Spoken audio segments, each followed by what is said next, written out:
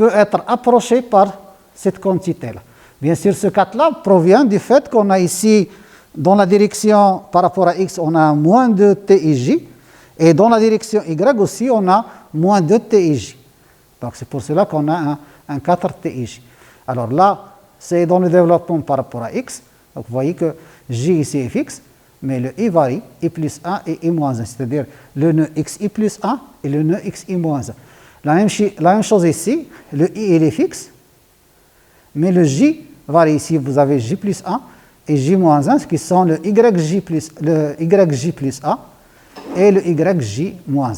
Donc on obtient bien sûr cette équation. Donc vous avez, alors i varie entre 1 et nl, j varie entre 1 et nc. Donc vous avez ces coefficients n termes à déterminer. Donc ces nœuds-là, hein, donc en réindexant ces nœuds-là, on peut obtenir un système matriciel, hein, d'ordre n croix n. D'accord?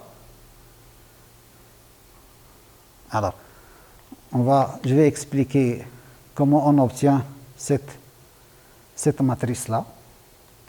D'accord?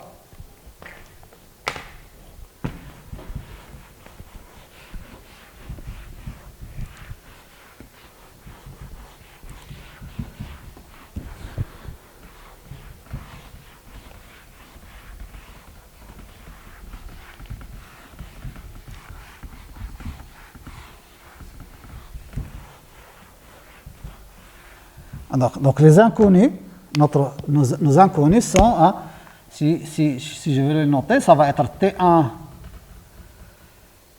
T11, hein, donc I égale à 1, J égale à 1, T12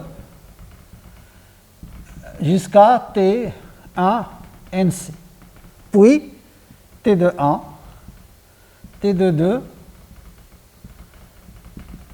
T2, NC, et ainsi de suite, T31, T32, jusqu'à T3, NC. Ainsi de suite, jusqu'à le dernier, ça va être TNL1, jusqu'à TNL, NC. D'accord? Vous voyez, donc, on a NL fois NC inconnu. Donc, vous avez NC colonne, première colonne, deuxième colonne, la dernière colonne, et vous avez les lignes ici, 1, 2, 3, jusqu'à NL. Alors, pour résoudre ce système-là, on va procéder. Donc, je vais, au lieu d'écrire les variables sous forme de matrice, je vais les organiser de façon à les écrire sous forme de vecteurs. C'est-à-dire, je vais écrire un vecteur. Je vais commencer par écrire un vecteur. Donc, grand Z. Donc, les premières composantes, ça va être la première ligne ici. D'accord? Donc, T1, 1 jusqu'à T1, NC. Alors, la deuxième partie de ce vecteur, ça va être la deuxième ligne que je vais noter dans ce bloc-là. D'accord? Ainsi de suite, T2, 1 jusqu'à T2, NC. Ainsi de suite jusqu'à le dernier. Le dernier bloc, ça va être TNL, 1 jusqu'à TNL, C. TNL, NC. Donc ça, c'est le dernier bloc. Donc vous voyez qu'on a obtenu un vecteur Z avec n composantes qui est NL multiplié par NC. Alors, donc la matrice A correspondante va être une matrice carrée d'ordre n croix n. Bien sûr, les composantes de la matrice A vont être sous cette forme-là. Donc, c'est des blocs, d'accord? C'est des blocs. Donc, c'est une matrice triangulaire par bloc. C'est une matrice triangulaire par bloc. Ici, vous avez la matrice, si vous voulez,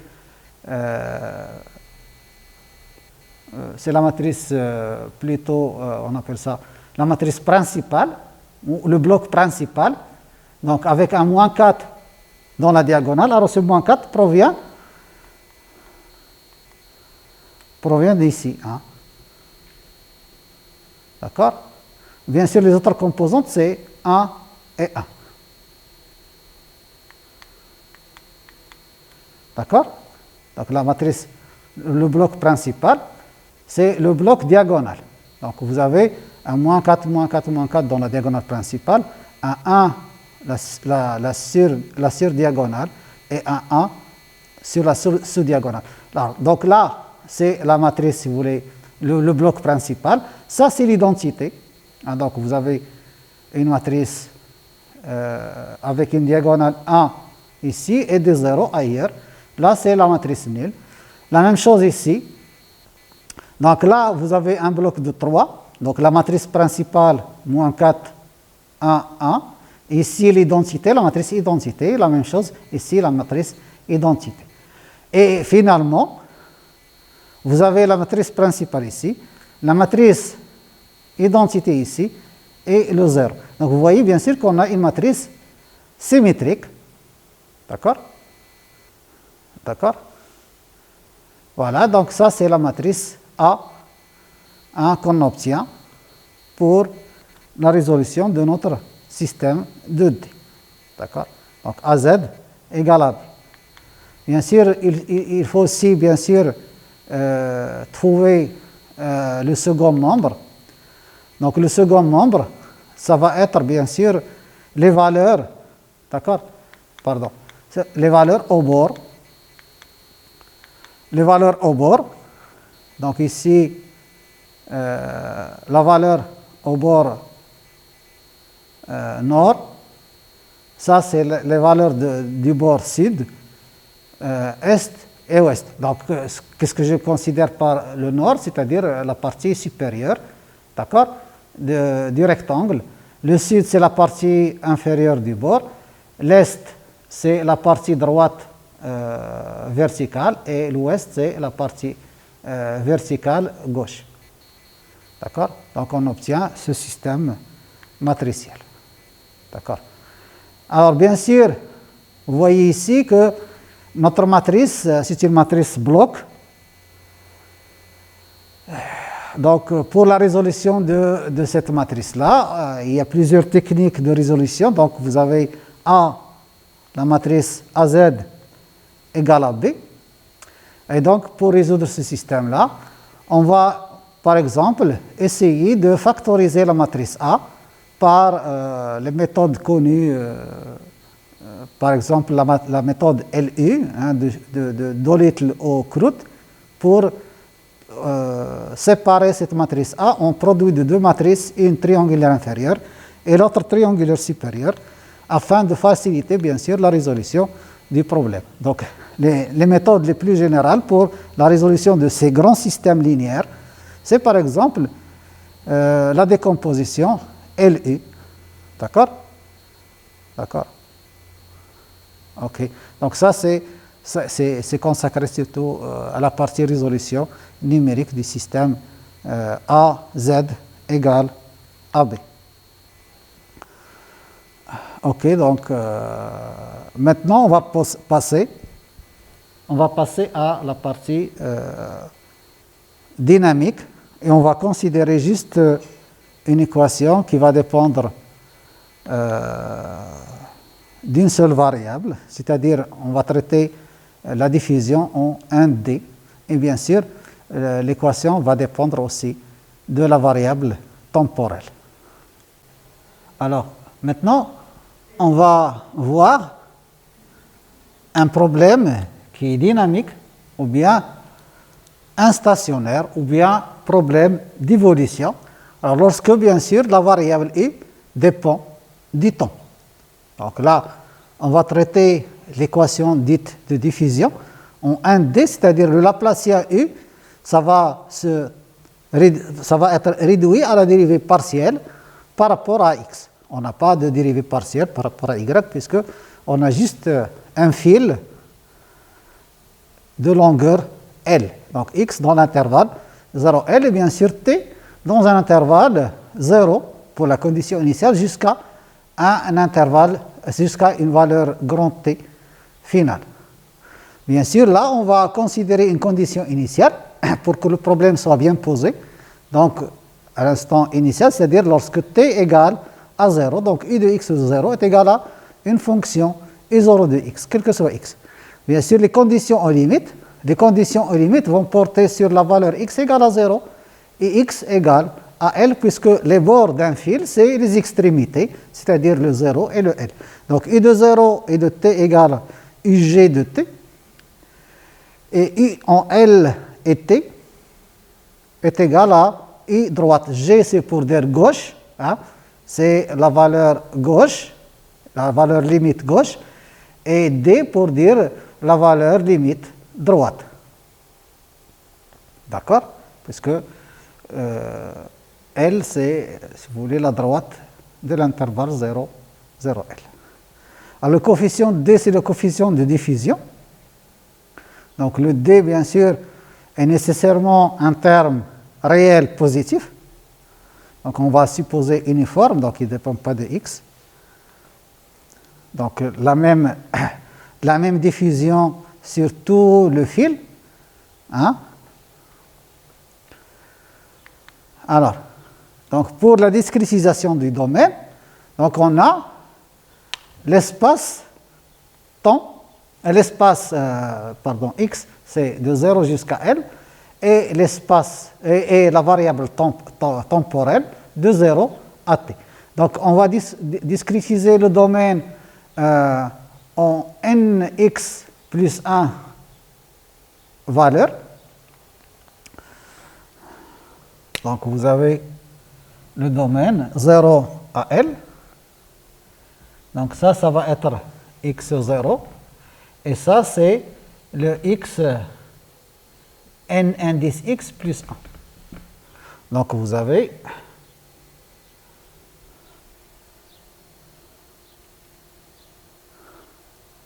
OK. Donc ça, le x1, ça va être le pas ici, je l'ai noté delta x, donc delta x, 2 delta x, ainsi de suite. Alors le dernier, ça va être nx plus 1, nx plus 1, nx plus 1 fois delta x, donc égal à x n plus 1, donc égal, donc ici le xi, c'est i fois delta x, d'accord. Et donc le delta x, ça va être L sur nx plus 1. Donc là, on a pris nx plus 2 nœuds, nx plus 2 nœuds,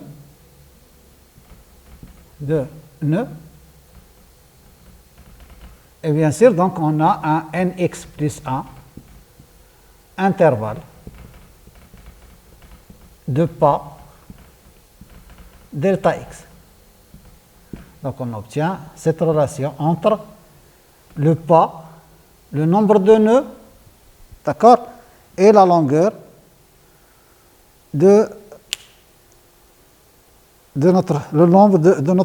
longueur bien sûr de notre fil. La même chose on va faire une discrétisation du temps t. Donc je vais prendre nt plus 2 nœuds. Donc je vais considérer un t comme une seconde variable dans cette direction. Là, c'est t0 égale à 0, t1 égale à delta t, t2 égale à 2 delta t, ainsi de suite, jusqu'à grand T. ça va être nt plus 1, delta t. Et donc, le delta t, ça va être aussi t sur nt plus 1. Donc, j'ai choisi ici nt plus 2 nœuds de 0 jusqu'à nt plus 1. Alors, on va noter le INJ, hein, la valeur numérique de notre solution au nœud xj et à l'instant Tn, hein, à l'instant Tn égale à n delta t. Bien sûr, les conditions aux limites sont fixes, donc U0n, c'est U gauche. Alors U0n, c'est-à-dire la solution au nœud x0, c'est-à-dire au nœud 0. Hein, le x0, c'est 0. Donc ici, vous avez UG. D'accord? Donc UG au point Tn, c'est UGN. La même chose, UNX plus 1n, c'est UD. Hein, le nx plus 1, n'oubliez pas que le xnx plus 1, c'est le u au point x égale à L. Au point x égale à L. Donc vous avez la solution droite pour tout n. La condition initiale fixe, uj0, c'est-à-dire à l'instant n égale à 0, c'est la condition initiale, c'est le u0, hein, c'est le u0, hein, c'est le u0 de x. Donc xj t0, c'est u0 de xj. Hein, c'est u0 j. Alors pour les j entre 1 et nx, ici pour tout n.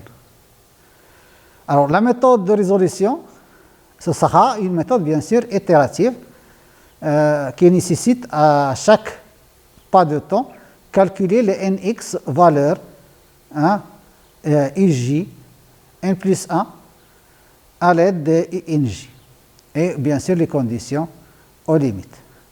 Alors les méthodes vont différer bien sûr selon bien sûr l'approximation de la dérivée temporelle, c'est-à-dire la dérivée par rapport au temps.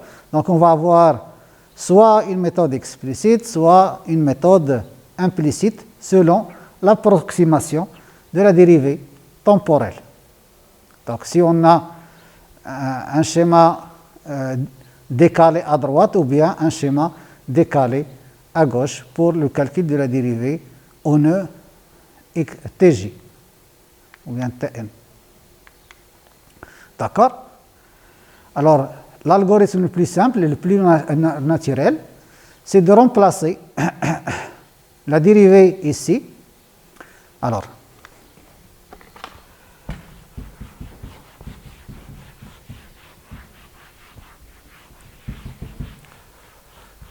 donc, puisque l'équation, on a dit qu'il est vrai quel que soit xj, quel que soit tn, donc je vais considérer la dérivée de i par rapport à t au point xj et tn égale à d, la dérivée seconde de i au point xj et tn par rapport à x2. Alors, je vais approcher cette différence, cette dérivée partielle par rapport à au temps par le schéma différence finie décalé à droite. Donc, je vais considérer ça, l'approximation de ça, par i au point xj, tn plus 1, moins i de xj en tn, bien sûr, sur delta t. Alors, pour cette dérivée seconde, je vais utiliser, bien sûr, ça c'est d, donc la constante, je vais utiliser la formule centrale. Donc, je vais remplacer la dérivée seconde au point xj par rapport à x carré. C'est i au point xj plus 1, tn, moins 2 fois i de xj tn, plus i en xj moins 1 tn, bien sûr, le tout sur delta x au carré. Ça, c'est le pas, bien sûr, selon l'axe des x. Bien sûr, ici, je vais considérer les j entre 1 et nx. Pourquoi ça? Parce que, bien sûr, on peut utiliser les conditions aux limites. Hein, pour j égale à 1, je retrouve ici la condition aux limites gauche. Et pour j égale à nx, je vais avoir ici le nx plus 1, qui est bien sûr L. Et donc, je vais avoir la solution, la condition aux limites droite. Bien sûr, ça c'est la solution à l'instant n plus 1 en fonction de la solution à l'instant n. Donc, tout ça, c'est des solutions antérieures. Donc, je calcule la solution à l'instant n plus 1 en fonction des instants antérieurs, des instants précédents, hein, antérieurs. C'est ce qu'on appelle, d'accord, c'est ce qu'on appelle une méthode explicite. Alors, pourquoi on a choisi ça? Puisque si on connaît la solution à l'instant n égale à 0, on peut calculer toutes les solutions au nœud xj à l'instant 1. Une fois les solutions connues à l'instant 1, je peux les utiliser pour calculer la solution à l'instant 2, ainsi de suite. Donc, c'est un schéma, hein, qui évolue selon des étages. Donc, si vous voulez, je peux faire un schéma ici pour mieux comprendre l'évolution du calcul numérique. Donc, vous avez ici la droite x, donc de 0 jusqu'à L. Alors, je ne m'intéresse pas aux nœuds qui sont sur les bords. Alors, ça c'est l'instant aussi, ça c'est x0 égale à 0 et t0 égale à 0. Donc, ça c'est ce nœud. Alors. Donc, je suppose connaître les solutions dans ces nœuds-là. Alors, pourquoi je connais ces solutions? Hein, sur ces nœuds du premier étage, si vous voulez, c'est parce que je connais la solution initiale. Ça, c'est les conditions initiales. Ça, c'est x1, x2, ainsi de suite, xj. Alors, donc, u au point xj est 0, c'est-à-dire uj 0, hein, c'est u0 de xj. Donc, donné dans, bien sûr, dans le problème. Hein. Donc, voilà, xj est 0, c'est u0 de xj, donc c'est connu puisque c'est la condition initiale. Donc, tous ces nœuds en noir que j'ai notés, ici, je connais leur solution. Alors maintenant, si je monte à l'étage suivant,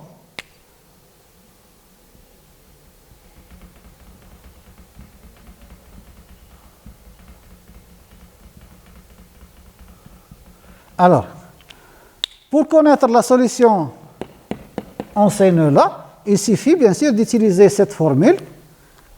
Hein, pour connaître la solution pour n égale à 0, donc pour connaître les uj à l'instant 1, c'est-à-dire sur cet étage-là, ce que j'ai noté en vert, des nœuds en vert, il suffit de connaître bien sûr les solutions dans les nœuds, hein, en noir. D'accord? Et c'est pour cela que c'est une méthode qui, bien sûr, qui évolue en fonction du temps. Donc, je connais les solutions à l'instant n, toutes les solutions à l'instant n, je peux calculer toutes les solutions à l'instant n plus 1, et ainsi de suite, calculer de pas en pas les solutions d'une façon verticale, c'est-à-dire les solutions à chaque pas de temps que j'ai choisi sur l'axe temporel.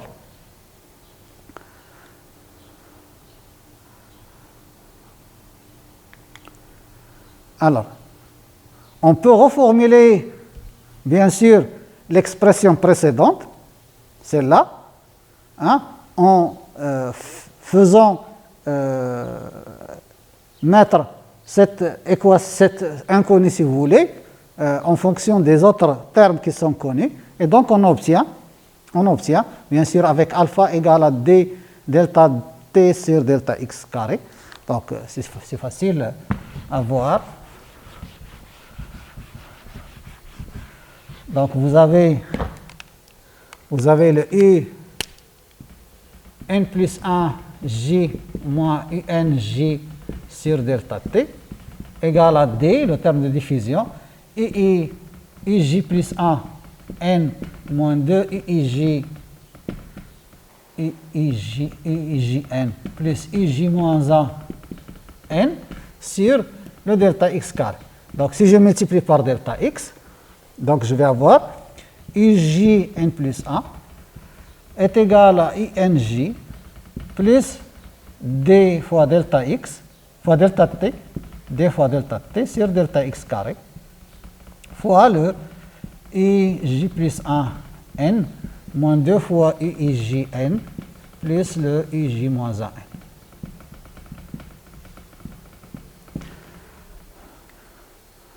Donc, si je note ce terme-là, alpha, donc vous allez avoir, donc ici j'ai le ijn, le moins de ijn, donc 1 moins 2 alpha, ijn. Donc, plus alpha, u plus 1, ij plus 1 n, plus alpha, ij moins 1 n. Et ceci pour j entre 1 et nx. Le nombre de nœuds que j'ai pris. Bien sûr, les nœuds, hein, je considère que les nœuds internes, puisque sur les bords, la solution est connue, c'est les conditions aux limites. Donc, j'obtiens cette formulation.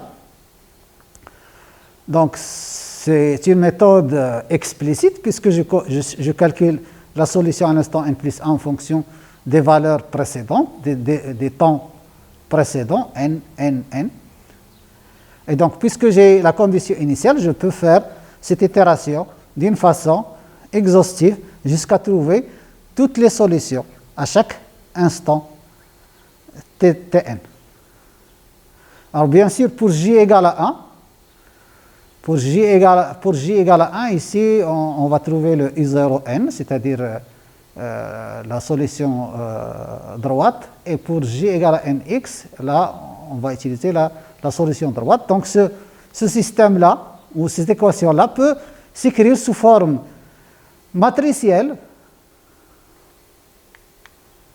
suivante.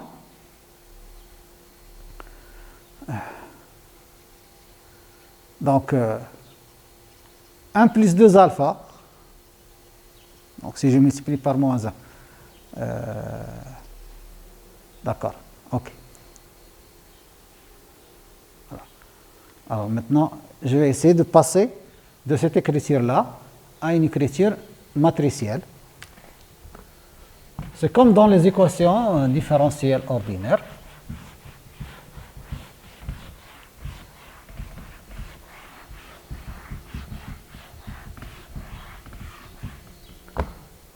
Alors, on a dit que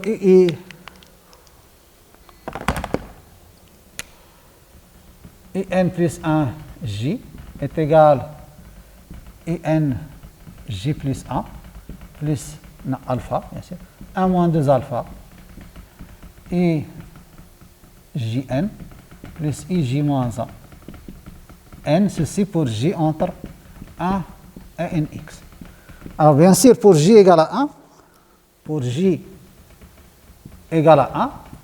on a le i1 n plus 1 est égal à alpha in2 plus 1 moins 2 alpha i1 n plus le i0 n. Or, le i0 n, c'est ce qu'on a appelé le i0 n. Alors, le i0n, le I0